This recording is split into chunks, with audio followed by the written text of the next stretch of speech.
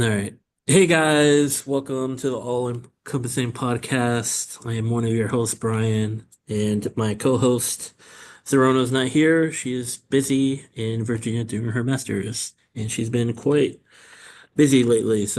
But I have good news. She's going to be coming to Florida in June, so I'm super excited for that. So you guys are going to be seeing her. But this is a special episode. I have two people here, two people I care about a lot, and I have met through my program and are super awesome. So I can't wait for you guys to meet them. The one on the far left is Mr. Justin himself. So Justin, say hello. Hello, hello. By the way, I want to correct something. It's two and a half people. Um, no, we're here. We're newfound lifelong friends from the UCF. Fell in love with these knuckleheads. These guys are pretty dang awesome. That's kind of what we're here talking about today. Yep. And then of course on his right side, or at least on our screen, is Mr. Nick himself. So Mr. Nick, say hello. Hello, I won't be as nice as Justin, but thanks for having us on. No problem, no problem. Thanks for coming and thanks for doing this with me. It's gonna be fun, sharing our story how we met, but also just diving down and talking about obviously we're getting our masters, so obviously there are many things that we want to accomplish later on, but I think it's cool to be able to share how we got to this point and what we plan on doing later and all this stuff. I think that's important to share to many people. But all right, so let's go for it. Let's just start right off the bat since we haven't done this episode in a long time, guys. So might as well just get straight to the point since this is what you guys like. So first of all, the first question I'm going to ask you guys is obviously many of them are probably going to guess or try to figure out how we met. Obviously, Justin shared a little bit about the program, but in general, uh, what was like the first meeting like with all of us together, or like meeting me and things like that, and how did things progress through there and stuff like that? Since that's the start of like our friendship here, so any one of you can answer first. It's fine. Let me start. Let me start. So, For first day that we met was at orientation, and it was when everyone got put together to go on ahead and get their first groups. I remember I don't know if I saw Nick, but I know I saw Brian during that tour of the school, but I don't think I talked to him. If I talked to him, I think it was more like a hi, oh look, another Hispanic. Goodbye forever, and just didn't talk to him again for the rest of the day, I think. Um, but in orientation, we got our groups, and I set the thing and like, all right, this is gonna either be really awesome, it's gonna be really bad. So let's see who we're paired on up with. And there were five of us. There was the three of us, and then two other group members who aren't here today. But it was hysterical because the five of us sat on down and we are trying to get a feel for everyone. And this one didn't do the prior assignment of awesome. going Yeah. ahead and filling out your personality stuff. So we had no clue. We had no clue what we were walking into. It was you and Sydney didn't do it. Yeah. And so we sat there, we're like, okay, all right, well, let's try to introduce ourselves and see how we're gonna work in this dynamic. Um, Brian took charge at the beginning for like a second, and then he saw me being a cartoon character and talking too fucking much, and he just kind of said, "All right, let him let him cook." And I remember Nick looking scared out of his mind, like, oh my God, who are these big personalities I've been stuck with for the first semester? And somehow we got along really, really well. And I'm just, damn, it was a dream come true. Yeah. What about you, Nick? Yeah, similar to Justin. So I want to say I met you, Brian, when we went to the review sessions before the program started.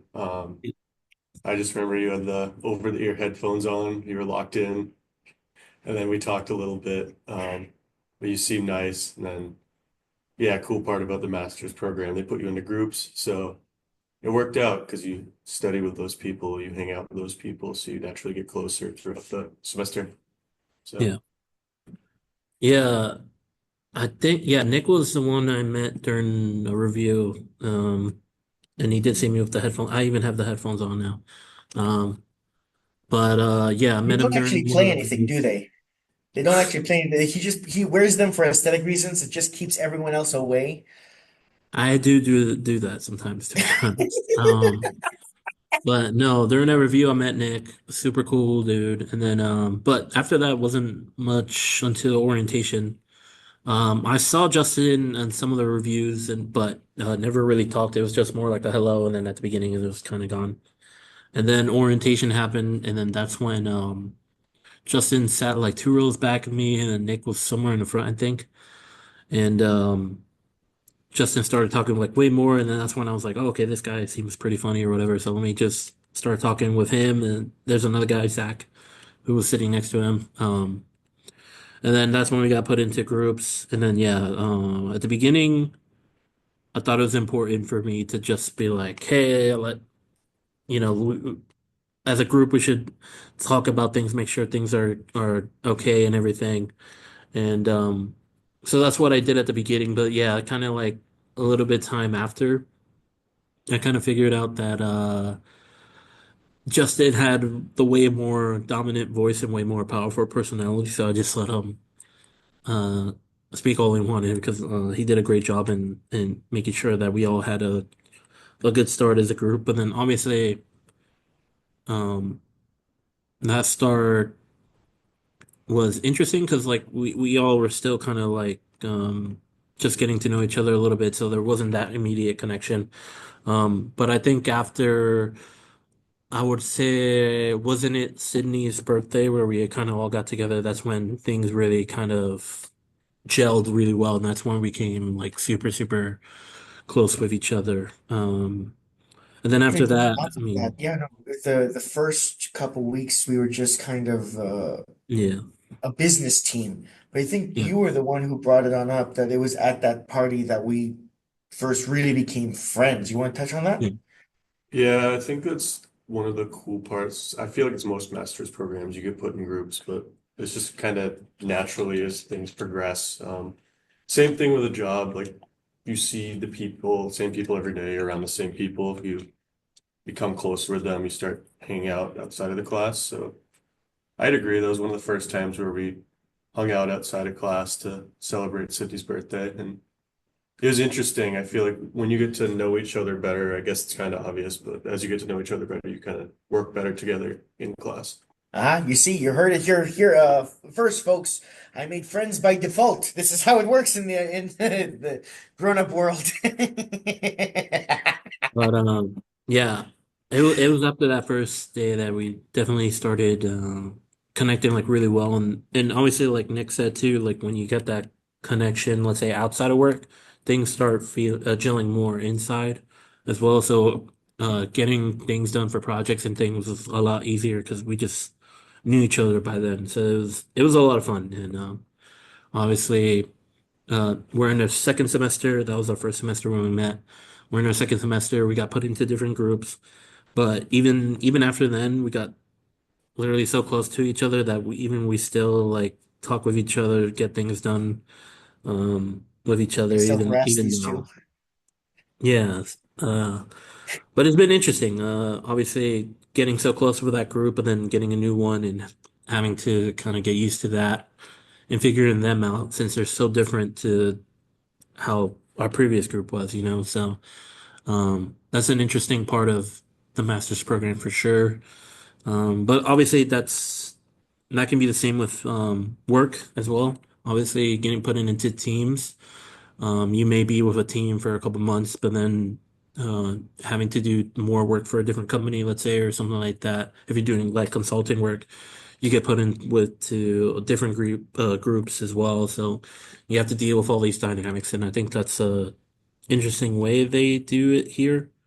Um, but yeah, it's been fun. It's been really fun. But aside from the master's program, which we'll touch up a little bit in working and articles and stuff for that a little bit later.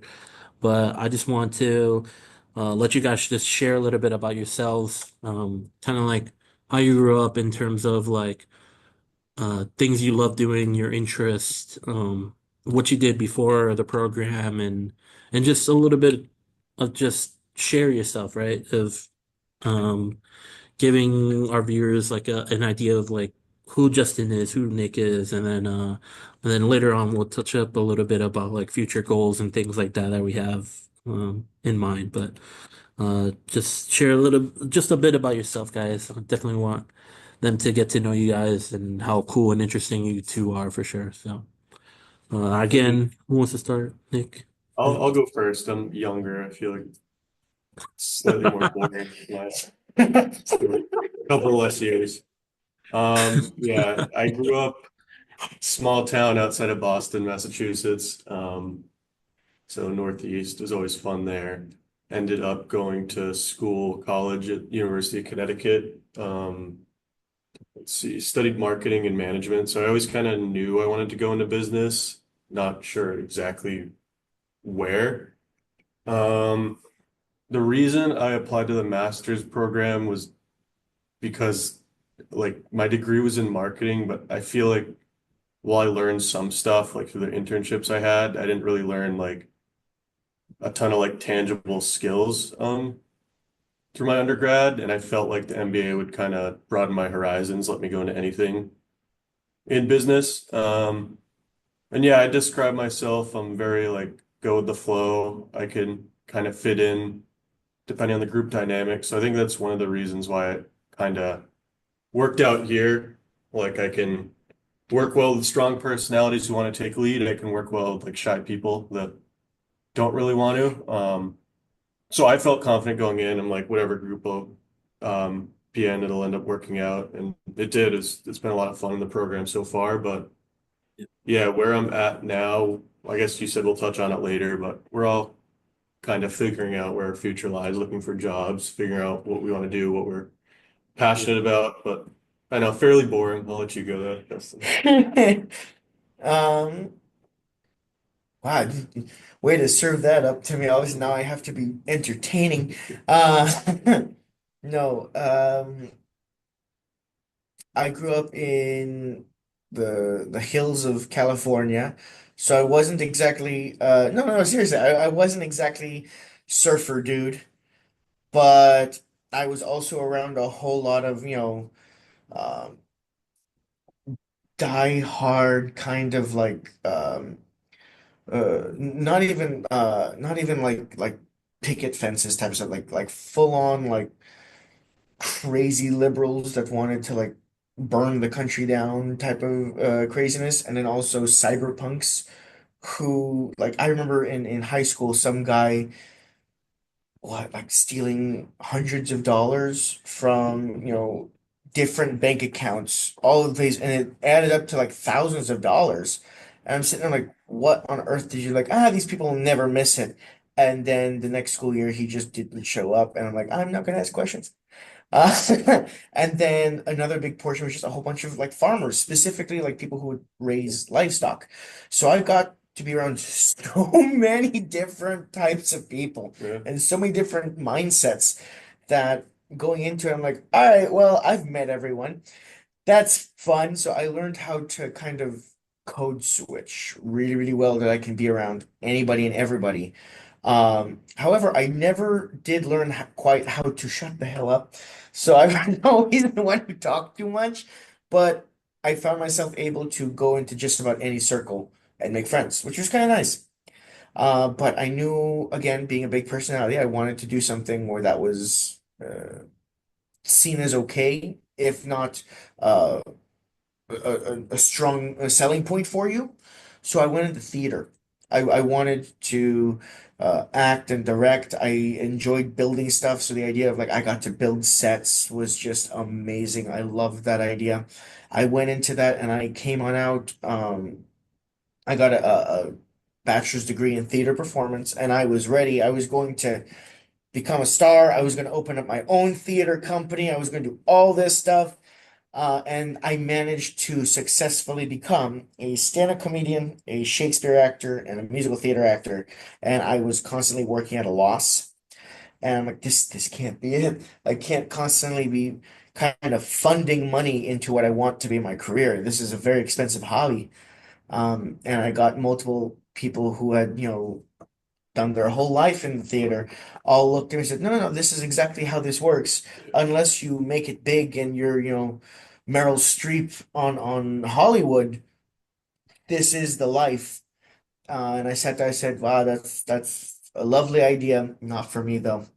And my straw, the straw that broke the camel's back was I went up to Alaska for 6 months to do a character-driven tour guide of gold mining stuff. My character name was Moonshine Monty, and I was some drunken and mercury poisoned miner who was absolutely off his rocker, and I would tell people history and be entertaining and yada yada yada. Um, well, after I came back from that, and I went on up there thinking I was going to get enough money, and maybe I could put a down payment on for a house because they were talking about it, like making $18 an hour plus tips. Some people they can earn up to like $10,000 just in tips alone because of this, and that. I'm like, that's so great. I went on up there, and I mean, a quart of milk cost like $7. Interesting. Eggs costed 20 something because everything had to be shipped in. Yeah. Everything was so far enough that everything was so expensive. So I realized that what they were telling me, the $10,000 and the $17 an hour and all that fun stuff, it's all true. What they didn't tell me is that the expenses were so high. When I moved on up there, I ended up having to sell my car because I couldn't make the insurance payment on it. And even then, all my tips, all my $17 an hour, it all just went away, and I actually had to go into some of the money of the money I got from selling my car. Like it was crazy. It was a huge loss financially. I came back and I decided I can't do this. This isn't the life I wanted.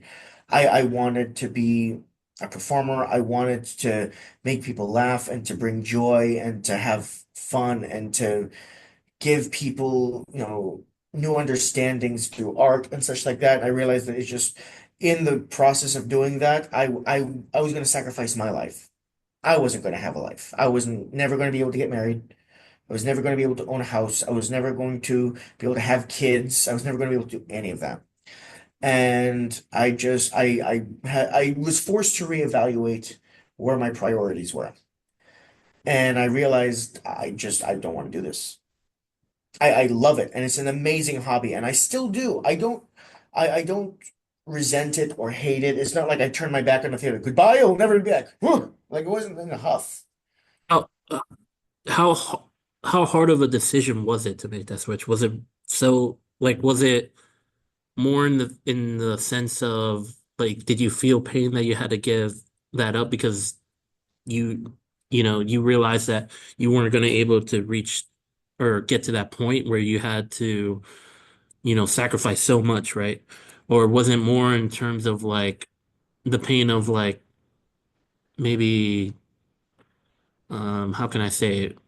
Um the sadness in you you just wanted to stay there, but it just wasn't possible. Like, you know what I mean? There's two different aspects of like um that that hurtness of like either that pain of having to leave it either because it was just no way possible, or the pain that it was more like you wanted to continue, but it's just not feasible, you know what I mean? So So how was that transition it like? was, I remember the defining moment when I finally made the decision, but it was kind of like a landslide where little by little by little, and then there was a breaking point and everything just kind of slid all at once. Because I got accepted for that tour guide job, I want to say in like July or June or something during the summer. But then I actually flew and started the job in October. Yeah. And then it was sometime in like, say, February or March that my brother got accepted into the same program, this program. My brother graduated. Uh, he did the program right before I did, so he did a year earlier. And the reason why he did it is he was unsatisfied with his life. He wanted to be an opera singer. He just wasn't getting gigs. He wasn't getting jobs. He couldn't pay anything. He had no money. And he sat down with my dad, and my dad talked to him and said, I'm going to be really honest with you. I love that you love theater, but I'm seeing how badly they're treating you. That you're not making any money. People are treating you very rudely. They're treating you like the artist doesn't matter anymore. And that's what's killing art. It's not that people don't want it. People require art. If you take a look in 2020, people require media and art, otherwise they go nuts. It's just like people love art and they're not loving the artist. He's like, so I'm going to tell you from my point of view, my dad is a software engineer and he's a great businessman, and he's sitting there thinking, I do business with so many stupid people. Like there's so many who they're just not good at their job. These people are making six, seven figures and they're useless. And he's like, and yet my kids are smart. They can do some of this stuff and they're just suffering. Why do they have to be miserable? And this person who isn't worth their time is getting paid all this money and living, well. So he talked to my brother, phrased it that way. He said, you know what, I'll give it a shot. He went into the program expecting to, like, he didn't know what to do. And he flourished. He loved the math. He was able to go along with everything. He was beautiful when he was using his words. And he graduated very, very well. Um, and he convinced me to go ahead and go into the program as well. But for me, he started trying to fish for me to go on ahead and get into the program after I had to sell my car, which was right around that, like, February, March type of time, right around the same time he applied. He started trying to talk to me about it. Um, and I just remember thinking, like, all right, so I went from October and I came back in August, and he was going to start in August. And so he was trying to tell me, like, you need to apply, you need to do this and that. It'll be great. Okay, maybe. I'll watch and I'll see how you do. And if you do really, really well, maybe I'll do it. Well, I remember being on up there and just being treated terribly by management, by the guests. It was just miserable. And what kept me going is I'm sitting there thinking, like, you know what? I'm doing what I love. This is theater. Don't worry about them. Just this is the best thing ever. And that turned into, you know what? You need to really enjoy this. You need to really relish it. This is going to be your last theater job, most likely. And then it turned into, finally, by the time I came on back, it turned into, God, make it stop. I will never do this again. And by the end of it, it was so taxing. Um, I applied. As soon as I got back, I applied. Um, did everything. Got in to this program, and I was just scared shitless. Because I was thinking, like, what is some theater kid doing in a MBA program? Like, I don't know how to do any of this stuff. I took a look at some of the classes, like statistics. Another class was talking about what was the Reiking? What was his class? Accounting. Accounting. And I mean, I'm sitting there like, I don't know how to do any of this stuff.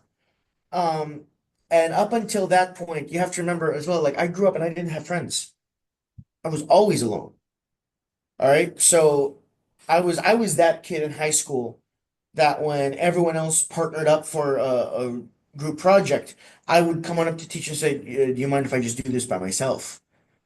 I would take myself out of the running because I already knew people didn't want to be around me. I already knew I was weird. People did not necessarily take to that very well, and that it would just be better for me to just do it by myself. And I'm taking a look at some of these classes. I'm like, I cannot do this by myself. I went ahead and they gave us what, three or four tests, and if you failed the preliminary tests, you have to go through these four modules and get over a 80, 70, something like that. You have to 70, I think. just basically get over a 70%. So Yeah. get a decent score. Well, actually, no, get like above a mediocre score, and then you can go through the program, and that's fine. And I sat there like, you know what? Let's try it. And when I tell you that coming into orientation, hearing other people say like, "Oh yeah, that test was really, really difficult," I'm like, the test?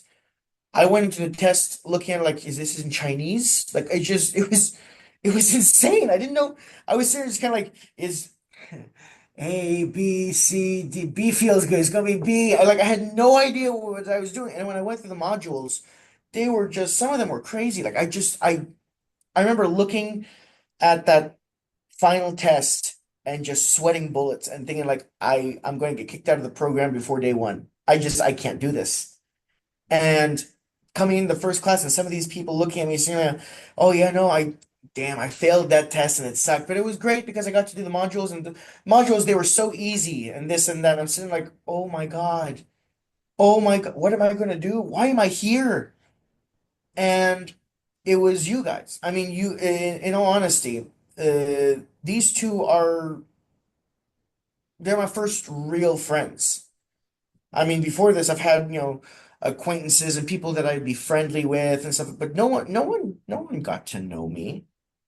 No one took the time to get to know me, and I was the weird kid. I was the outcast. I was the black sheep. And so like I called myself a social butterfly, but that was just because I went from group to group to group to group to group because no one could stand me being around them for more than half an hour. So I just floated around and everyone just kind of passed me around like a hot potato, just kind of like, here, you take them now. But no, you guys were my first real like, group. Hmm. And I remember, well, Brian remembers. I mean, we went to the accounting class, and every once in a while, I would just look at him like, Brian, help! Just, Yeah. I, me don't know the math. What's going on?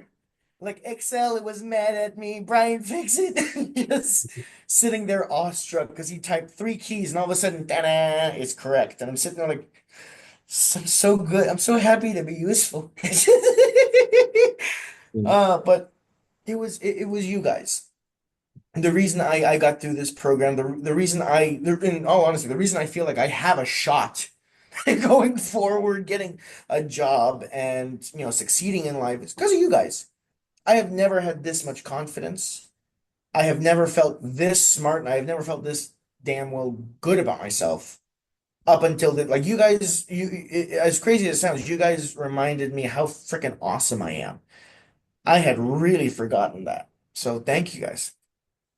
You don't gotta thank us for that, but we also gotta give you flowers for sure. Like, it's not only Do about I smell us, that bad? but You need to give me in flowers terms now? of like, in terms of like, just getting to know you throughout, me and Nick have obviously figured out that you're just an awesome person, but super smart because I think you play yourself down in terms of like what you know. We feel like you definitely knew a lot of things and you definitely like grasp it really quick. So in terms of like your knowledge and things, I think you're playing yourself a little bit down. You're very smart. You're one of the He smartest sees people this I like know for I, sure. he sees this as Um, smart. I'm clever. I know how to get myself out of trouble really quickly. Either And clever or all of a sudden, like smart. he would come up with the answers so quickly. You don't It's, understand what's going on in the back of my head. I'm sitting there just kind of like, don't be dumb, don't be dumb, don't be dumb, don't be dumb. but I think a lot of people are kind of like that. They're afraid of like making that mistake and such. But I think the cool thing about you, I don't think you ever felt like if you were wrong, like, oh, it's the end. It's like, okay, I figured that out, and then you moved on, right? Where when I was in my undergrad, I had a lot of people like that where they were just so afraid of making mistakes, saying something wrong, where they never said anything, never tried, never, wanted to improve in that way. And I felt like that was something that a lot of people were missed. So it was so refreshing to have a group that sometimes would say, yeah, I have no idea what's going on. And I would be like, oh, okay, that's good. Like, okay, then we can figure this out. We'll take it step by step. And we did that, right? Where I think a lot of people nowadays don't reflect on that, don't ask that, aren't afraid of that, right? And I think that's Thing is, like, something we so see a lot. you can acknowledge this if you like. You give me proof on this one, but I'm kind of fearless. And the Mm, yeah, reasoning yeah, why fearless has nothing to do with like I don't get scared. Like I was scared most of that first semester. yeah, yeah, Being fearless has nothing to do with like, like you have no fear whatsoever. It is fearless means, you're not afraid to pick yourself back up and run yeah, back yeah, in. And as for being just damn near fucking shameless, that has to do with the theater thing. Like, in theater, like, sometimes you say a line and it makes no sense and you said it the wrong way. And you have to be willing to look stupid and then try it again and look stupid again and try it again. And now you're a genius. Like no one get something I learned in theater. No one gets the pratfall right the first time. Alrighty? No one tells the punchline perfect the first time. You have to fail a couple times and then you start once you gain experience, you start getting better at this stuff. And I mean, with you guys, I mean, I think some of you guys, like you said, you've met people who they were so afraid to take a chance, so afraid to look stupid. And I'm sitting there like, I'm a certified monkey with symbols. I'm like, I have a little certificate that says I'm a clown. Like, I mean, how much more stupid could I look? So I said, you know what? How could there be shame? It's me. How could there be any more shame than there is now? Let's bring it. I get a question wrong with statistics. Oh no. Ooh, the stand-up comedian doesn't know really aggressive math. Shoot me. So I mean, it wasn't difficult in that way. yeah, Plus, I mean, I also knew like if I said something that was really wrong or if I was really, really just off center with something, I knew that there was you, there was Nick, there was Christina, and there was Sydney. So I knew that somewhere along the line, and you and Nick definitely did. If there was something I said that was really, really wrong, you guys would stop me and go like, that's wrong. And Brian and I, there were moments he would catch myself and say I was wrong. Like, no, no, no, no, I'm positive this is right. And you and I would scream at each other for 5 seconds. You would be proven right, and I would sit there like, ah, well, very good. Moving on. yeah. No, but those moments are fun. Those moments are always fun. But I think they were more fun too because we got close. So like that ability just to joke around and not have it be so serious, you know. But like you said, that ability of just not being afraid, right? I wish more people had that and would do that nowadays, especially in this business world where I think that's something that's missing in asking for help and making sure you get concepts well, right? So that's it's super important, I think, and I wish people would do that more. So, um, don't be afraid of saying you don't know or you need help or you need a conversation about certain things. Ask for it, and people are out there to help you, and they're willing to help you. So don't be afraid of doing that. But just touching up a little bit. Nick, let's hear a little bit about you a little bit further. We heard Justin obviously growing up with in the acting because he loved it and wanted to, do so many things in that. Did you always, since you were a kid, always wanted to head into the marketing, as you said? Or was there like certain things about you that were like, okay, marketing is kind of like where I want to do? And a little bit in terms of like your interests, like in terms of outside of school or business, like obviously me and you are friends, so I definitely know that sports is a big thing for you, your family and things like that. But like, do those aspects affect you in terms of like how you want to maybe route yourself in terms of like how you grow up, how who you are, kind of how you are, is what I'm trying to say. Like, did all those things kind of make the Nick that we see now? I'm sure they do to an extent, but I think like my journey is a lot different than Justin's because Right. um, I'll ask you after. But I guess for me, like I don't have that one passion where it's like, oh, this could be a career, where it's like theater. Like you said, it's like a bunch of different little hobbies, whether it's like watching sports, hanging out with family, stuff like that. Especially when you're in high school, like you don't necessarily know where you want to go with that. No one grows up and says like, oh, I want to be like a businessman. Like no Yeah. one Very few people say that. So for me, And they're and autistic. No, I'm just kidding. um, I can say that, by the way, I am autistic before somebody tries to cancel me. That's Got Nick. He got Nick. I was just waiting for you to say something. disclaimer, disclaimer. But yeah, it's not really a defined path because like especially in high school, like I feel like a lot of people you don't really know what you're gonna do. You're told to go to college, you're funneled into whatever major they tell you, and it's like, do I know why I picked marketing? No, not really. Like just kind of what the people in high school told me to go do, and that's part of the reason why I went to the MBA program because to be honest, like I could get one of those business jobs coming out of undergrad, but I'm not sure exactly what I want. But along those lines, why do you think you and your brother gravitated towards theater, especially since your dad was like in business? Like, Um, that's an interesting question. My dad, big personality, big businessman. But he was also kind of, very, very showmanship, very like ringleader MC energy. All right. So he could put on a show, but he was also very much the mentality of like, I want to be in control at all times and I want to make sure the show goes the way I want the show to go. And that's what I grew up around. That's what I learned. So I learned very quickly, all right, life is a show, be part of the show. Don't make a mistake. You just make sure that the show keeps rolling. Um, and being around that for a while, like, I mean, like if you guys know a little bit about the tech industry, like the tech industry, even like the good speakers, they're all very shy. They're all fairly introverted.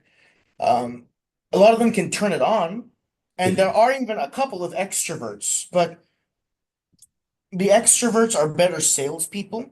There's very rarely that you see a highly technical mind that's also really good around people. It's a unicorn, and you barely ever see that in the tech industry. Somebody comes on up and does a talk, and they can do a 3 hour lecture, but they're sitting there and like, and then this, and then this, and they don't know how to sit in the limelight. It's very nerve-wracking. And my dad, he is like a fish in water. He could give a talk, he could connect a room, he could just talk. He was a great showman. Um, and I learned that from a very early stage, and people kept congratulating him all the time, talking about like how he was so amazing because of how he would present and do that kind of stuff. And I remember, especially growing on up, movies were such a big part. Because again, I didn't have friends. So I was inside and I would watch TV and I would watch movies. And movies became my friends. Movies became my way out. Because along with that, my dad, again, is such a very strong and potent personality. Sometimes he wasn't always the easiest person to live with. So, especially with he was a perfectionist. He hated people making mistakes. So like that was the thing. Like I would go on out into the world at school, and that wasn't safe.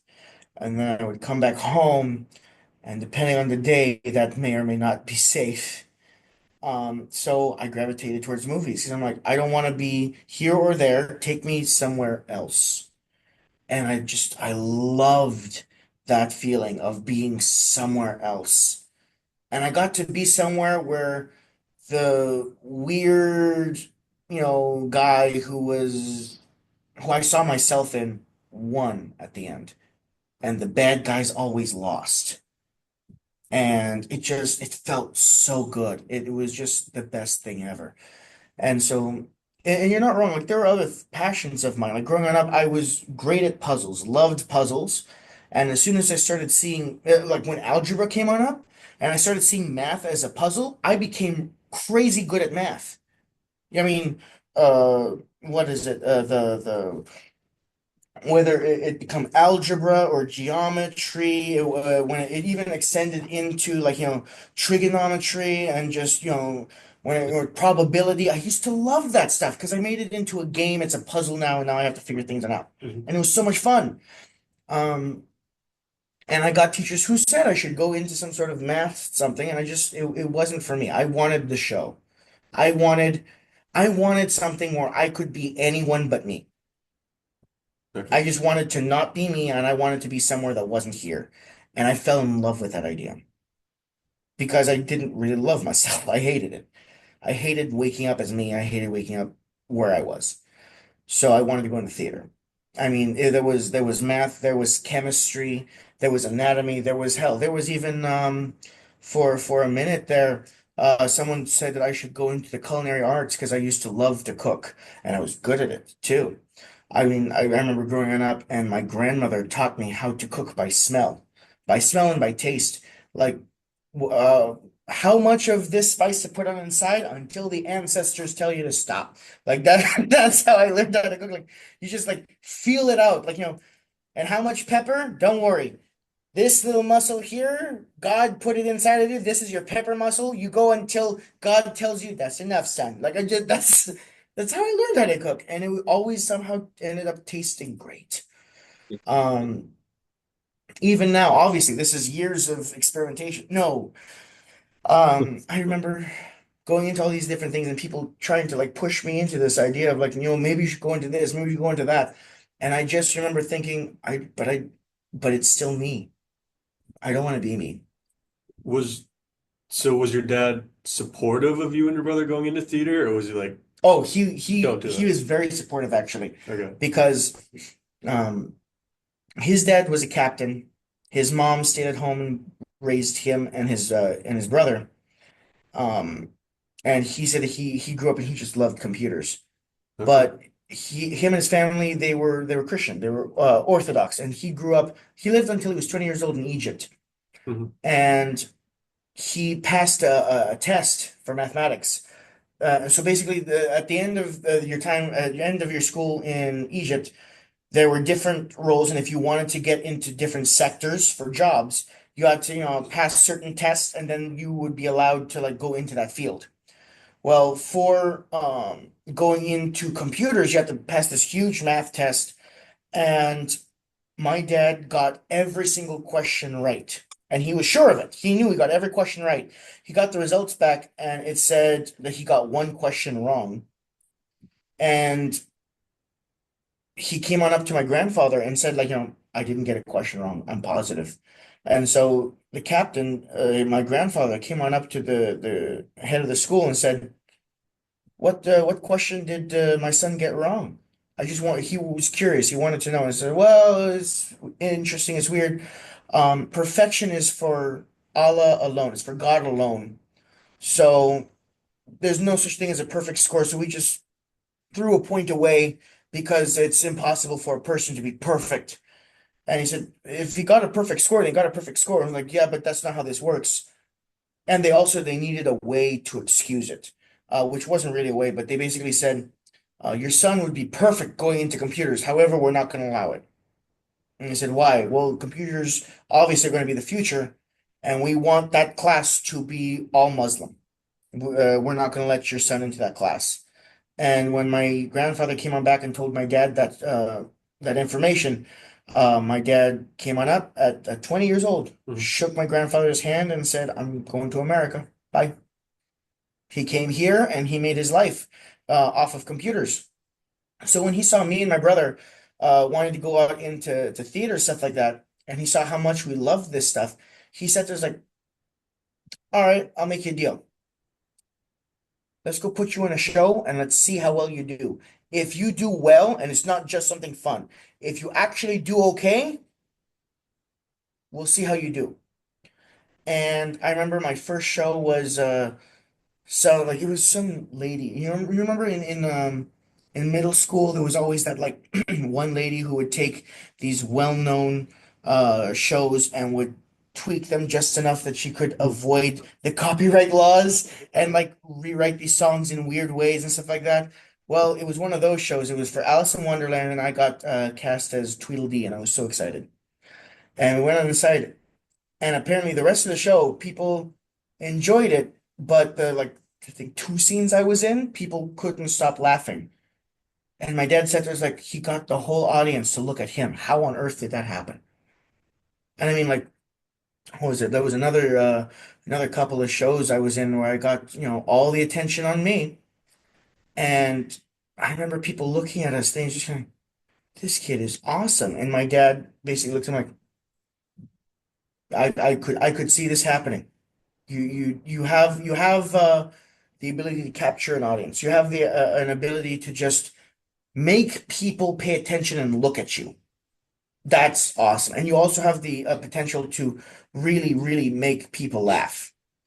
And then right around like that senior year of high school, I started auditioning for theater schools and learning different songs. And my dad took a step back and said, I never experienced that before. I'm like, what? He said, you can make people laugh. You can also make people cry. He said, I was not expecting that. Like my father's favorite performer forever will be Robin Williams. And he was saying how, if you can make someone laugh, you can make someone cry. Making someone laugh is so much harder than making someone cry. Comedians who can do stuff like that, that's the hardest thing you can do, to reach someone and make someone really, really laugh, not giggle, really laugh. That's the hardest form of entertainment to do. And he said, I had never seen you try to make someone cry before, and you got me. And that was the moment where I'm like, oh my gosh, I'm gonna be an actor. And it was just something that went all throughout my life. It started off with this idea of like, I want to be anyone but me, and I just want to go away. And then it turned into something along the lines of like, I could make myself into someone who I was proud to be. If I worked hard enough and I got enough awards and I did enough this and that, I could wake up in the morning, look myself into the mirror and say, I know that there's so many things wrong with you, but everyone else loves you, so it's okay. Okay. Man, you were right. This is a lot cheaper than therapy. Anyway. But no, thank you for sharing. But and also don't be afraid to ask me anything also. This is just a full conversation. It's just to have fun with all of us here. So if anything comes up, you can ask me and I'll answer it as well. I've told enough Um, trauma. It's your two turns. Go ahead. um, but yeah, I mean, I kind of get that sense a little bit too. My parents mm, never really did one way or the other in terms of like pushing me to do one thing or not. Um, my parents are two of the most hardworking people I've ever seen and ever in my life, and but they were never really pushing me towards anything when I was growing up. And when I was growing up, I was one that didn't have an idea of what I wanted to do. Kind of like what Nick was saying, like when you're young, you kind of have no idea. Um, when I was younger, though, I did look at business as something interesting, but it never like caught my eye. Um, until about later on throughout high school, some ideas for me were like maybe going into teaching since you guys know a little bit about me. I do like being able to help people and help them get the concept or that idea that they want to do, right? So that became an interest for me. But when I first started university, it was interesting because like again, like you said, you're kind of pushed in a realm of like trying to figure out what you're trying to do, but then they're trying to push you into a major or whatever. I never really like got them to like make me push into something at the start. I just focused on the basic classes we all had to do at the beginning, and then I kind of steered towards my major. And then I'm pretty sure I told you guys this already too, but that thing that definitely changed my mind was when I started taking study abroad trips abroad. And when I started doing that and getting more in the side of finance and such, especially after one trip that I did to China, to Shanghai for finance, that's when things really hit. for me, that's when I was like, okay, I've found what I need to do. This is what I will be, right? And ever since then, I've been lucky that, my parents were like, yes, that's perfect. Like that fits you so well. Because interestingly enough, I kind of feel like I do have some aspects that many of you, like you two said that maybe certain individuals had, like that perfectionist. I feel like I do have that, but not in terms of overall everything, right? I'm okay with people making mistakes because I want to help, but also like I'm obviously nobody's perfect, but I do have that sense in me where I feel like I have to make sure things are well, make sure things are good. So I do have that sense in me in a weird way that's a little bit different than maybe other ways that people have that. Um, and then some other things of like just I've always felt like when I was younger, I had to um, just be better overall. Like when I didn't do something right, okay, I have to learn the next time, be better at this.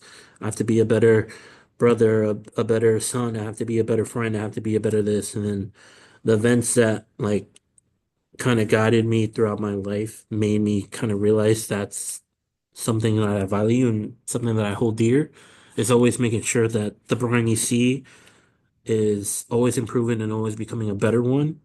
And I always felt that had to be a part of me in a way. And then, um, and many podcasts before this one, uh, our viewers know a little bit about my sense of like growing up wanting to be liked and having a bunch of friends, right? But then not that didn't really happen for me. Like I wanted to have a bunch, but then never learned that having the quantity wasn't important, it was the quality, right? So having so many friends, but people that just didn't really care coming into your life just didn't really matter then because it didn't really benefit me at all. So then I struggled for a long time, even throughout like high school, with that sense of like, oh, I know all these people, but none of them know me. None of them I'm actually like really close with or friends with, right? So I dealt with that for a long time until I figured out like no, like I have to change that because if not, um, I don't think I'll get a sense of value from people, but also a sense of this camaraderie that you should have. Like to me, the most important things in life is as long as you love what you do are around the people that you love, your family, your friends, and like quality people, you're gonna have a good life. And obviously there's gonna be way ups and way downs, right? But as long as you have that sense and that value with you always, I think you're just gonna enjoy things way more than people that don't have that. So I figured that out and I value that now. So obviously having you two now after the program have made me realize even that more, right? Because I do have others that gave me that sense, but now having more people the same way like that has made me realize just how important it is. And so that's why I really like being able to share all these awesome people that I've gotten to know because I feel like I want to share that, but also tell people like go out there, see people, talk with people, and you just never know that you can find these awesome people like these two here that you're able to connect so well with in a lot of different ways. But the most important thing, they're these are two great people here that you see, and um and I value them You're so never getting much. rid of us, So by the way, right? You understand that this is for life. This is the Three Stooges. You're never getting rid of us, right? yeah. Yeah, Uh, be prepared for that. but no, but like I just like being able to share that obviously. But I think that's valuable, and I hope many of the viewers notice that and figure that out. Like just how valuable people around you, and you're gonna be good no matter what happens. Bad things, of course, will happen. All of us deal with bad things either to ourselves or people around us. But as long as you have, that value inside and the people around you are good, and then you'll be okay. You're gonna make it through it, and no matter what. And that's the most important. Um, but also, I think maybe after touching up a little bit about our stories, let's talk a little bit more about like us in terms of like how we hang out together and stuff. Because maybe you've noticed just a little bit, guys, viewers. We're a little bit We're more very fun in PC. terms of we're kind of crazy but kind of fun, right? We've done a bunch of stuff together. We've gone to Universal so many times. We go to have meals together. We do a bunch of stuff together. Um, what has it been like to like you said, you never had friends before, right, Justin? So this time that you've met us, and obviously, um, you met somebody more incredible, more in your personal life, Mr. Jabari, who's freaking awesome too. We love him as well. Um, we've gotten so close that we're able to do so much stuff. What has it been like? This is for you too, Nick. Like, what's it been like having us around or being able to do so many things? How has it been, going to Universal with us or doing all these cool things, here in Florida, especially since, like you said, Nick, you're from Boston, so like you had to come down here. It's different. Maybe you don't have as many people as you know here. And then Justin, more in the sense that you said before of not having that many friends prior, right? So how has that aspect been like in terms of like starting a program, getting friends, and then now us being so close and doing so many things together? It's been good, I think. Kind of like how you mentioned, it's always good to have people around you, whether that's family or friends. And I think that's one of the things like that I always look for. So again, coming to a new place, I was open to meeting new people. We put in a group together, it ended up working out perfectly. And I think I value like the group work in the program and how it led to hanging out outside of the program. But I have a question for you. I know you're talking about earlier, like your drive for perfection. Do you think that comes from a place of like self-worth when it comes to like having people around you, or is that just how you're wired? Like, Mm, that's an interesting question. I think it's kind of a sense of both in a way. Like I said prior, my parents were never ones to really push me towards anything, but because of that, me and my sister were able to do so many things, and she's been able to do incredible, awesome things now. She's doing her master's as well, and she's, again, maybe one of the smartest people I know as well. But because of that sense, never getting any kind of feedback like from them in terms of like what I'm doing really a lot when I was younger, I always felt the need that I had to do well, me personally, because it felt like a way of me saying, oh, okay, if I do well, maybe in their minds they'll be like, yes, he's doing what he has to do or he's doing it, right? But I never got that sense back. So for me internally, I think when I was growing up, I always had to do well.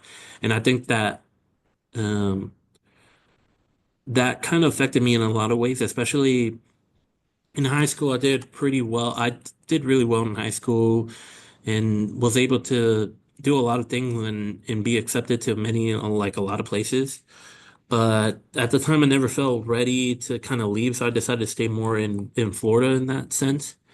But then in university, I started off really badly, and I think it was more because I kind of got lost a little bit in terms of like maybe what I wanted to do because I was working a lot during that time, but also kind of figuring out what I wanted to do. So then I started burning out and it dealt with like a lot of stuff like that. And then during that period when I started like traveling, doing things, I came back and kind of started realizing a little bit, little by little. But then I think another thing that happened too was seeing at the time was seeing my sister become so great at something. And then my parents then started really like at that time they started really caring more, like telling us, "Oh, you're doing great, you're doing this, you're doing awesome," and then sharing more about us to other people. Well, that happened more during a time when I was like leaving and I wasn't there. So that topic of me being shared about wasn't really for me. It was more like my sister. So I would hear that all the time.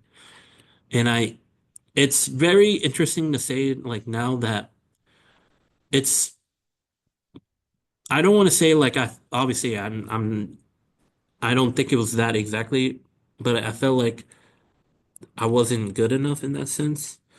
Um, I felt like I was doing a lot worse because I felt like I had to be like I said, that better aspect, right? Doing better, being better, um, being like a leader, someone that can show my sister, okay, like I'm doing good, and then I'm gonna help you and be like around there. But my sister was doing so much better than me during that time period where that really affected me because all I would hear throughout was just like how well she was doing, and then everything I was doing was kind of like not very in topic. So that for that time frame, it definitely affected me a lot.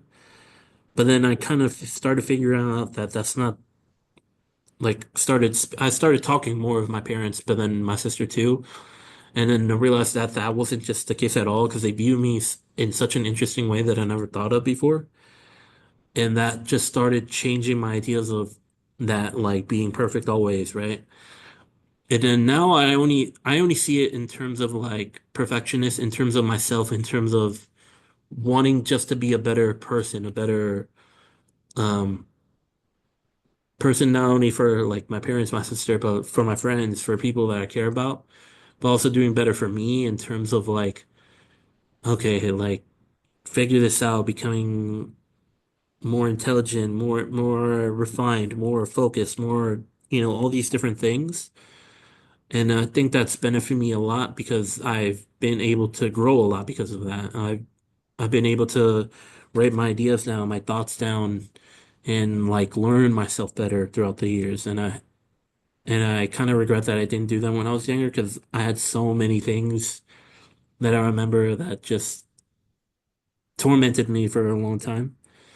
Um, but I think more tormented in terms that I wasn't able to share it. It was just so locked in me for like a long, long, long time.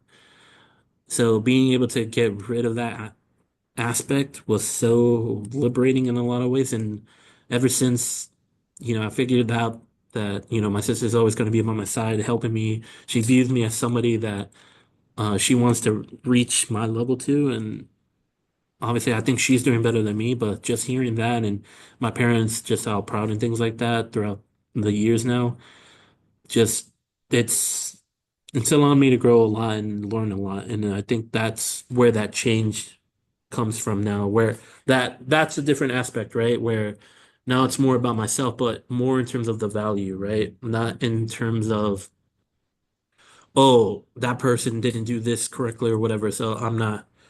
So he's like, I don't want to deal with that. That's not my value. That's not how it turned into for me. It turned into a different side, a different area, right? So, I think that's kind of how it turned out for me. And it's, I think, uniquely interesting. It's just a different form because it's like, I think many people would agree, like these certain things might be happening all for all of us, right? But the way they turn out or the way they break off into certain things is different. And I believe that was my part that turned out differently than maybe a lot of other people's were. So I think that's probably the best answer I can give you in that part. It's just, I just grew how to do that for myself, I guess, in a better sense. Do you Um, think yeah. that affected, because I feel like you find value in helping others almost more so than like you doing well yourself. I might be wrong on that, you tell me, but like in class, for example, like I feel like you find more value in helping catch someone else up to where you are than doing it yourself. Does that have anything to do with what you just talked about, or is it different Yeah, altogether? yeah, for sure. I think it's more in that sense where kind of growing up, that maybe essence of wanting to be a teacher, I guess, kind of interests me because I was able to, when I was growing up, I had to help my sister and a lot of friends do, things for school and such. So I think that was also a big thing for me. And yeah, I've always been someone that if I can help you in any single way, like it doesn't even have to be school in general. It's Yeah. just be by your side in a tough time or if you need help doing something in general. I'm always going to be super happy and want to be by their side because that's just who I am at the end of the day now. It's just it's in my core, it's in my value. I always say that I have like certain pillars in me that is like myself, obviously my family, my friends. the core values such as that, like helping out, but also just being a nice person, the nicest person I can be. Obviously, when when people treat you a certain way, then it's not that you hate them or anything, but it's just like don't allow those people to influence you in a way, and you move on, and it's fine. Those people will move on afterwards and things like that. So I've kind of learned that in a sense, and yeah, in our classes, I do enjoy um, being able to just help whenever I can. If people have a question, I like being able to answer and such. I don't know, maybe it's just something in me, I guess, that I've been able to do that and I've enjoyed it. For me, if I learn it, like I feel like I will learn it, and it just takes time for me. But I do get a sense of joy whenever I figure something out that I maybe don't know. But I think it's just something special about being able to be by the side of someone, helping them out, and then them figure it out, and then them being like, "Wow, like now I know how to do this, or now I know how to, do this thing or whatever." And then that's when it's like, oh, this feeling that you get from it's so cool. And I think I've also gotten that from traveling so much. I've been able to meet so many people from so many parts of the world. They're so different from each other, right? And so getting these different things where they're learning certain things and then being surprised about it, you get that sense of like happiness because you're like, wow, I was able to tell them something or teach them something, So I think that's where it stems from. But I think you're right about that. I think I do get a sense of helping others is more enjoyable for me than me figure something out. Um, I think it's kind of always been that kind of that way, I guess. Yeah, that's a good thing to good Yeah, person. yeah, It seems like it's someone right there. everyone wants to have that person around, so it works out. Well, I mean, going off of what you were saying about how it's not just school related, I remember having a couple bad days and just sitting down with you, and you just let me scream and rant until all of a sudden I was just like, yeah, yeah, all right, I feel better. And just, okay, yeah, all right, that sounds nice. You ready to go home? Like, I'll see you tomorrow. But like that's the thing, like I could always just talk it out, well, kind of rant it out with Brian, and then with you, Nick. I mean, with my energy being as intense and as high as it is, with Nick being so just, I mean, I hesitate to say tranquil, but you kind of are. Like he's so relaxed. Franklin's a great word. But like just being around him, just he exudes it. So just being Yeah. around him every once in a while, I sit there like, oh my gosh, cartoon, this and that, and yeah, yeah, yeah. And I get near him like, you know what? I feel like a normal person again. It's kind of nice, and it's adorable. And like you were saying, I when I say that I had was friendly and acquaintance with people, is I got used to doing the theater thing of creating a show family. You go on inside, you do a show, you get really close, and you become really good friends with this group of people. And then the show ends and you don't talk to them again. I got really, really used to that. And then after when the first semester ended and the second semester began, after like the first week, the three of us were still hanging on out and doing stuff. And I sat there, I'm like, oh, oh, this is new. These people ain't leaving. And even with Jabari, it's just someone who's always there. Someone who it doesn't matter how tired he is, he can text me. He can give me a call. He can FaceTime me. We don't always have to meet on up, but I mean, if I need him, I can always say like, hey, can we go get a cup of coffee? I just need to be around you for a minute. He's like, absolutely. I mean, it was one something I've never experienced before, but I mean, I did not realize how good that feels. Yeah, it's necessary almost to like Oh my have gosh. people you can rely on. Makes everything so much easier. No, Yeah. I didn't, you're right. I didn't realize how necessary it was because it wasn't an option for so long. Yeah. Then I'm like, all right, well, I guess this is life. And then I see this kind of stuff. I'm saying like, this is how the other half lives. Oh my God, this is amazing. Like people, what?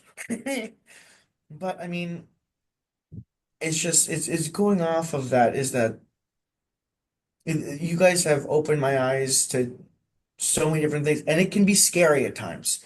Like going out with you guys and being friends and creating this like, you know, family between the four of us, including Jabari, I suppose. Because I bring him along for everything. But it's insane because now there's something to lose. I mean, there was a bit of a shield when there was just no one there because no matter what I did, I mean, what was the consequence? I'd be alone again. I was already alone. I didn't care. It's not like any of them were sticking around. There was nothing to lose. So there was no deterrent whatsoever. And all of a sudden now there's this huge deterrent of like, well, wait. Watch what you say. There's a wait. Uh, you can't just like stab someone in the back to try to get ahead. You can't just do this or that. All of a sudden I'm sitting like, oh, is that what this conscience thing was for? I didn't think this was useful up until now, and just it's hysterical because I'll be sitting there and I'll be ready to like, bite someone's head off because, someone made me anxious or someone made a mistake and someone did this or that. And I'll sit there like, wait. Let me weigh out the pros and cons of this right now. If I do that, I look like an ass and I could jeopardize a relationship. And if I don't do that, they'll most likely apologize because they'll figure out what they did and I get to keep a really close friend. I mean, it's kind of like there's not a downside to being a good person, and there's a huge cliff of a downside to just being a jackass, and that has never been the case for me before. So this is a bit of a learning curve, I'm not gonna lie. Well, it takes time to change, I feel like with anything in life. Oh yeah. But, No, and actually, Brian and Nick, both of these two have been desperately trying to. You and Jabari have both been trying to help me on out because, there'll be someone in class that like messes with me or pisses me off because they like shooting faces at me or talking about me behind my back, trying to cause problems with me. And I was like, I'm just gonna go up in front of them and be confrontational and just chew them out in front of the class. Like, what? Why shouldn't I? And they're looking at me like. You you you have an image. For the first time in your life, you have a reputation. Don't throw that away. I'm like, oh, you know what? You're right. Oh, you're right. It matters what I say all of a sudden. But I mean, I wouldn't throw it away for anything. You guys are honestly just the best friggin' people ever. Like I've never been around people who are one this patient. But also people who were just so yeah, no, it just whoo, I can see it on Brian. Very patient, very patient. He said, thank you. But not only just patient, but also people who were willing to kind of go along with my crazy antics. Like for me, just sitting, just kind of like, yeah, let's go to Universal, and everyone else goes, yeah, okay, and we just end up going to Universal after class one day. Yeah. Or just being able to just talk and go and do stuff. I'd never experienced that before. So you guys were it was so much fun. It was so much fun. And even now, just like looking at hopefully where we're going to go forward in life, I'm like, I could not imagine currently walking into this without you guys. I mean, you two and Jabari became such a necessary part of my routine that I could not imagine not being able to text when something good happened. Like to be able to have someone to share good news with is the best feeling ever. Yeah. And awesome segue, by the way. Let's go. So now we got the future. So let's talk a little bit about this future that we're talking about. Honestly, Oh my gosh, it's almost if you like I guys, set that up. Look at that. yeah, just so you guys know the viewerships, we actually just finished our semester. This is the Friday, of the final week here for our second semester. It was a crazy week, by the way, crazy amount of work and stuff, crazy. But we're finally done, finally okay. So now I believe we actually start next week, right? We're going to start this process of obviously reaching out to recruiters and doing all this stuff, finding jobs. Obviously, we're going to talk a little bit about that, but also share a little bit, obviously, with anyone in this process. You have both sides, right, to it, where it's like you're super excited because this new path coming up, this future that we see and we want to like reach, right? We're going to talk about that. But there's also a scary aspect, right? Of being nervous is like, damn, this is where it starts, right? Where this is where we got to start going and the worry of that. So it's I kind of want to touch up on both aspects when we talk about this. Um, and this will be our final topic for today.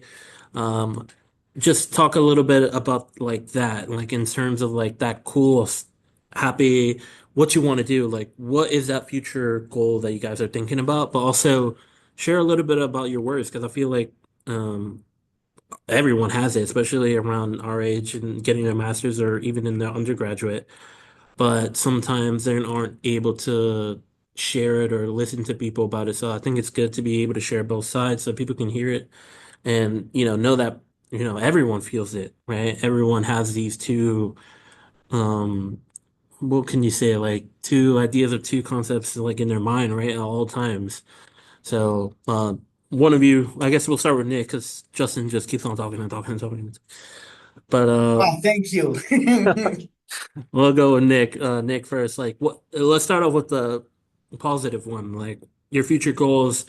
How excited are you to finally start this process? But then after that, talk a little bit about maybe if you have any like nerves or anything like that of like, oh, this is where it begins. Like we can share that after.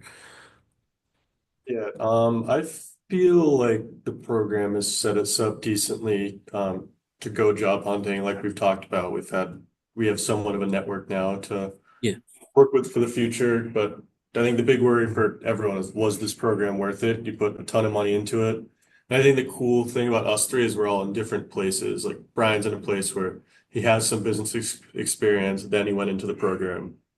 Justin, he doesn't have business experience, he has other experience, but then went into the program. Then me, who's like coming straight out of school, doesn't have a ton of the experience besides internship. So it's going to be interesting to see like the three of us all different journeys. Like, do we each find jobs that we enjoy? Was the program worth it? Yeah, just watch the baby is going to get hired first. Um, but yeah, that's the biggest worry I think for everyone. It's like, are you going to find a job, especially when you just put a large sum of money to get this degree? Did that help you at all? Was it worth it? Are you going to end up being somewhere where you're happy?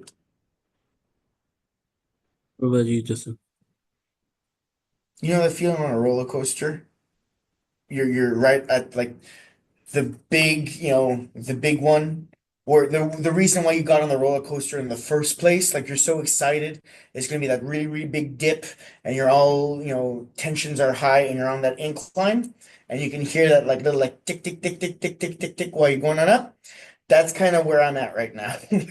It's like, all right, we just got to why I did all this in the first place. Now it's time to go on out and actually put my money where my mouth is and go get a real job. Not this like frou-frou, like you're like, I'm gonna be a character for a couple months, like an actual job. And I'm sitting like, oh my God. So now it's time to be a big boy. And I can hear those little like click clacks all the way on up. And my tensions are just rising by the click. And I feel it more along the lines of like I'm so ready and I'm so excited to get over that hill and start the ride. But at the same time, I'm just terrified because every time I hear that click clack, I'm like, okay, we're getting a little higher and a little higher and a little higher. And it's a little nerve-wracking because not what the job market is just garbage. And then on top of that, I mean, there's so many people with so much more experience. Like you understand that we're competing with Brian. Like he has a lot of actual relevant experience. I guess maybe that's the right one to say. He has a lot of relevant experience. I have a lot of experience, but it's certainly not relevant. And Nick has some relevant experience. So between the three of us, I think I'm in the shallow end here because I'm sitting here and like, any like, well, what do you bring to the company? I said like, well, I mean, don't mean to brag. but I will work for the absolute cheapest. Like that doesn't work. That doesn't that's not a benefit to anybody. Um, but it is very exciting where we're going into. It's just incredibly nerve-wracking because like I think I talked to you about this. My anxiety quite literally is growing exponentially every day, and I use that term correctly. It's the first day it's, by the power of one. By the second day it's the power of two. By the third day is the power of three. And after 30 days, this anxiety becomes very intense. And I'm sitting there like, oh my God. Ah, just desperately waiting for something. But I think it also helps having a network and having people you can talk to about it while you're going into that stuff. So, like, I mean, during the first semester, I had you look over my LinkedIn, had you looked over my resume. We're going to do that again soon before we start going after everything. But also talking to you like, oh, hey, by the way, Brian, there's this company I just saw and on Handshake, and they're talking about that they need a junior finance something something. I'm going to send you this link. Make sure you apply to this and that. Or you saying like, hey, there's this marketing junior position, sending that to Nick. And somebody saying like, hey, I found this customer success or even like sales position. Justin, here you go. You need to get on this. I mean, it's good to have people who have your back because if I was doing all this alone, that's when my nerves would get out of hand. That's when I'd be eating Tums and Tylenol like they were candy. But the fact that I have you guys by my side, it's not as scary when you have friends going with you. All Yeah. right. It's kind of like, going into the woods at night alone or going into the woods with your friends. One of them, you're like, all right, well, this is committing suicide. Goodbye. Yeah, I'm gonna go die. And the other one is just like, oh my gosh, I feel like I'm in a action adventure movie until, a twig snaps in the opposite direction. Like maybe it was a horror movie. Who knows? Um, but it's one of those feelings of just sitting there and anticipating uh the sheer anticipation of what's to come. And I'm very excited. But again, just like you guys are saying, it's a little spooky. Just Yeah. Yeah, I feel exactly the same as you guys. I'll touch on the negative side because I think that's way shorter and a way little aspect compared to the other one. Obviously the nerves of just like, okay, like our semester is now done and this is like we have one more semester, so it's you feel that aspect of you say like click clack, right? If it's you approaching. know So that you get last that semester sense. was shorter than the first two, right? Yeah, yeah, yeah. The semester definitely felt shorter. Not to make it worse. Yeah, I know, right? But yeah, you get that sense of like urgency now, right? You start picking it up. But and then also obviously there's worries because you know, you see the job market and how people are kind of like talking about certain things. So there is that scariness, but I think like you said, I think what outweighs it so much is that positive side where it's like we've grown and have a network here in this class, not only with each other, but other people in our cohort.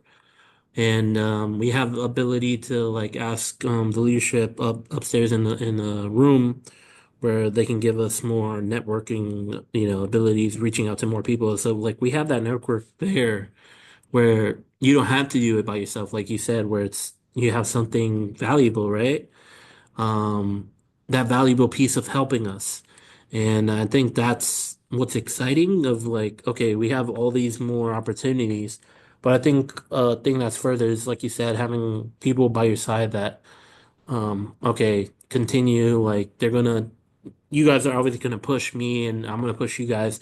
Okay, let's continue searching, let's continue improving and doing all these different things. So I think that's exciting too. But I think what's even further exciting for me is the aspect of I've gotten to know you guys so well, but outside of just that, like we're talking like removing the aspect of friends. I've gotten to know you two so well in the aspect of what you do work wise, where I know like you guys are gonna do awesome things, and I can feel it because you two are definitely one of the two most smartest people I know, but also have good abilities that I don't really see in many others, right? Nick's ability just to be, like you said, the ability to approach and be this chameleon almost of being so many different aspects. Either he can be someone to follow someone, but he can also maybe in certain times lead and like be that voice of reason and okay, like, okay, we need to talk about this more. Like, okay, let's not follow him directly. But then if he understands that the person is getting it really well. He's like, okay, we got to follow this and do this approach. And he understands that so well. And I feel like not a lot of people have that. Justin's ability, I think he's the best speaker that I've seen in terms of business.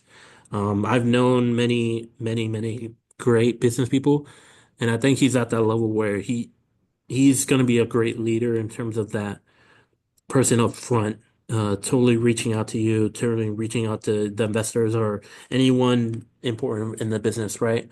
In other words, I like think a he has that ability. fantastic liar and bullshitter. That's That also helps, by the way. That ability to do that helps. But he has an amazing ability that way, and I think that's where his key ability is going to be at because I think he's the best natural speaker in terms of like reaching that point across. He's able to do that, and obviously his background is just awesome for that reason, right? Um, so I think you two are like some of the best. So I know you guys are going to reach like awesome levels. And what excites me the most is those many times where we talk where we're going to do like awesome things on our own, I think. But I'm actually excited to see in the future when we get stuff done, like be able to come back and be able to hear our different stories and what we've gone through, right? But then maybe one day because I know each of us has an idea of maybe the route that we want to go, but I do think we all have that cool sense of maybe, hey, one day we start something, right? And I think yeah. that's something that's Bring the so band back cool. together again. Yeah, yeah, bring us back and then like, okay, what you learn here and what you learn there, boom, we're gonna combine this and make our own thing.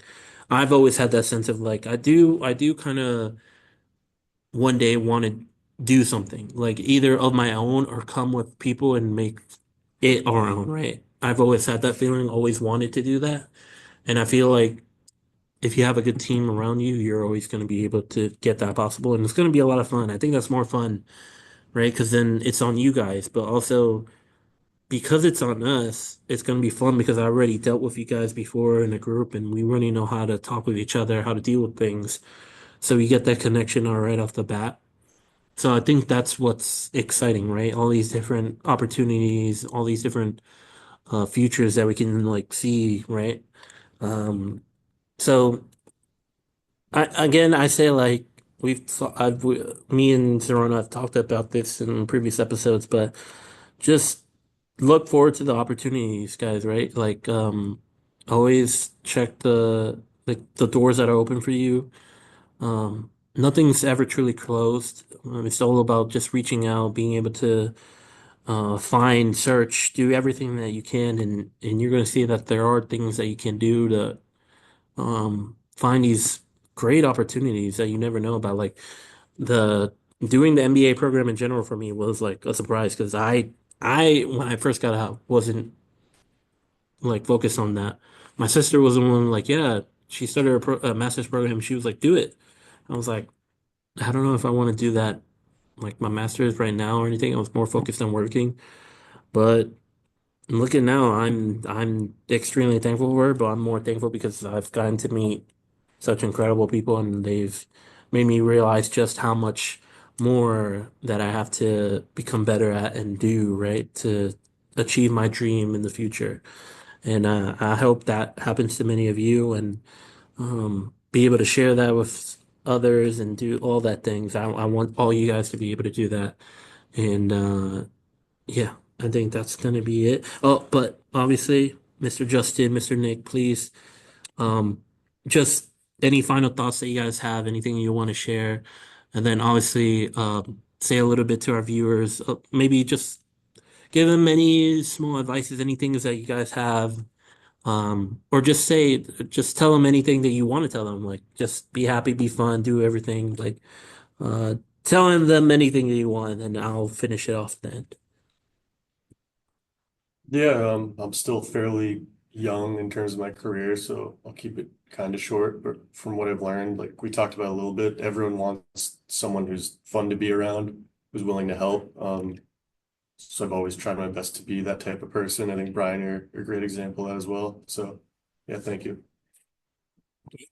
Um, I'm gonna tell you the best lesson that I have ever been taught, and I have tried it out so many different times in my life, and it always tends to come back. I don't think it's ever done me wrong, surprisingly.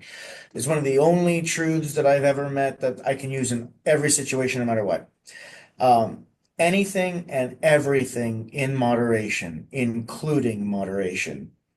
Um, One of those moments of, sometimes like it's not a problem to go on out and have a drink. Hell, if you're gonna go on out and party, it's not a problem to go on out and, you know, get drunk, have a couple drinks that night. It becomes a problem if you're going out and getting drunk every night.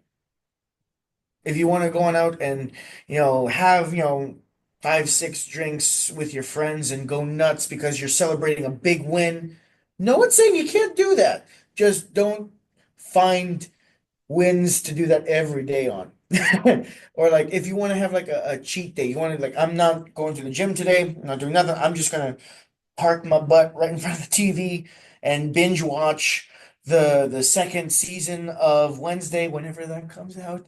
And I'm gonna get myself a big old pizza, and I'm just gonna finish the whole pizza by myself and some wings and maybe, dessert or whatever. Like you do this once in a while. I mean, no one's stopping you. Go on out and have the fun.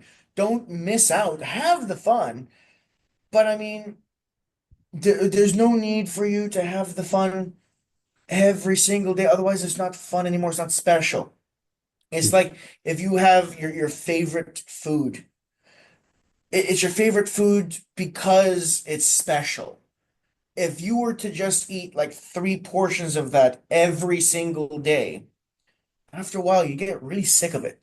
So I mean, everything in moderation, including moderation. Sometimes there's moments where it's time to just go all out and be crazy. And then there's other times like you need to just relax and just let things happen and just let it be easy.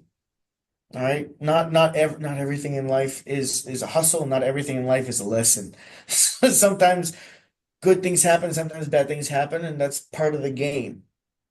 Yeah. Awesome. So let's just end it with I forgot Zerona likes doing this, my co-host. Uh, Zerona's question of the day. You guys kind of already answered it, but I'm just gonna tell this for the people viewing. Let us know on the comments what is advice that you would give to someone. Doesn't have to be professional, doesn't have to be anything like that. It's just something that you've learned and dealt with and maybe you think is important to share. Let us know. Definitely write it in the comments. But obviously, just wanted to say thank you for the time. It was a pleasure being able to come back and do the podcast again. It's been a long, long, long time. I think it's sometime maybe last year, I think was the last time. Um, so it's been awesome to do this again. Obviously, the next time I hope to have my friend Zeroni here. We'll have another chat with these two, with her here. She's going to be super crazy and super interested and ask you guys so much more crazy and awesome, cool stuff. I'm excited for that. It's going to be super fun. But yeah, thank you.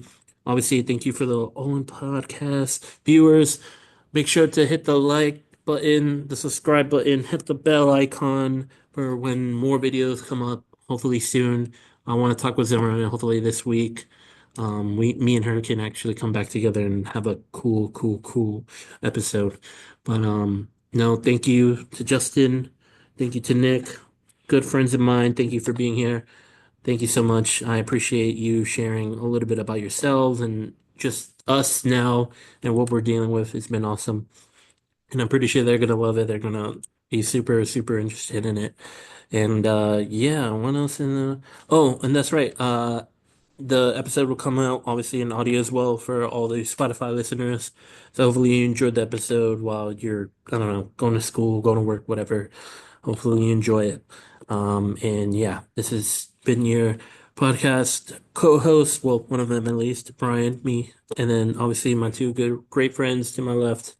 Thank you for joining me, and that will be the episode. So hopefully you guys enjoy the next one. See you guys later. It's been an awesome time. Thank you, Nick. Thank you, Justin, again. And yeah, see you guys in the next episode.